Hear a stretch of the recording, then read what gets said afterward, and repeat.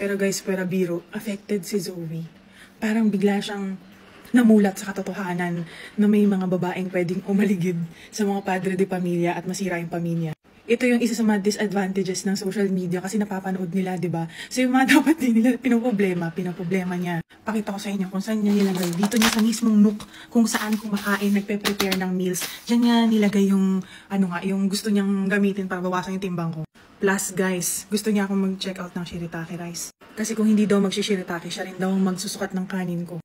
5:32 na. Kailangan ko pang umalis at magpanggap nagbabayad ng bills kahit pwede naman yun online. Makapag-merienda lang ako. Samantalahin na oras ng Valorant para makatakas. Alam naman niyang hindi mabababae daddy niya, pero ayaw lang niya nang may maglalakas ng loob dumikit sa daddy niya. Kasi daw baka isipin dahil chubby-chubby ako, may karapatan sila, gano'n. Alam naman itong batang to hindi mababae daddy niya, pero para lang daw sure.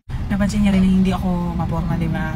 Mumulit nga ako madalas ng damit, gano'n. Sabi niya, hindi pwedeng sila lang ni Kuya lagi binibilan kasi daw, parang hindi pwedeng sila lang yung love ko. Dapat mas love ko din yung self ko.